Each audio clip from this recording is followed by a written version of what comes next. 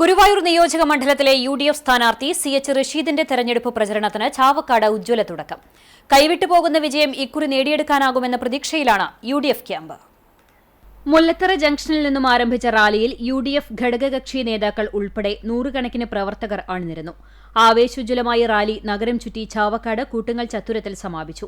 UDF നേതാക്കളായ സി.എ. മുഹമ്മദ് റഷീദ്, എം.വി. ഹൈദരാലി, ഗോപപ്രതാപൻ, ആർ.വി. അബ്ദുൾ റഹീം, പി.വി. ഉമ്മർകുഞ്ഞി, ആർ.പി. ബഷീർ, എം.വി. ഷക്കീർ, കെ.കെ. ഹംസക്കുട്ടി, ജലീൽ വലിയകത്ത് തുടങ്ങിയവർ road ഷോയ്ക്ക് നേതൃത്വം നൽകി.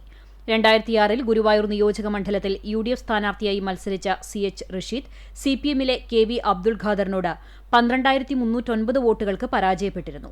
നഗരസഭാ ചെയർമാനായിരിക്കെ കെ.പി. വത്സലൻ കൊല്ലപ്പെട്ട സംഭവവും തുടർന്നുള്ള സാഹചര്യവുമെല്ലാം അന്നത്തെ പരാജയത്തിന് കാരണമായി എന്നാണ് യു.ഡി.എഫ് വിലയിരുത്തിയത്. മണ്ഡലം രൂപീകരിച്ച ശേഷം 1977 മുതൽ 1991 വരെ മുസ്ലിം ലീഗ് സ്ഥാനാർത്ഥികൾ വിജയിച്ച മണ്ഡലം 1996 പി.ടി. കുഞ്ഞുമുഹമ്മദ് എന്ന സ്വതന്ത്രനെ കളത്തിലിറക്കിയാണ് ഇടതുപക്ഷം ആദ്യമായി കൈപ്പിടിയിലൊതുക്കിയത്. പിന്നീട് 2001 പി.കെ. ബാബയിലൂടെ ലീഗ് മണ്ഡലം തിരിച്ചുപിടിച്ചെങ്കിലും 2006 മുതൽ 2 പതിറ്റാണ്ടായി ഇടതുപക്ഷത്തിന്റെ തേരോട്ടമാണ്.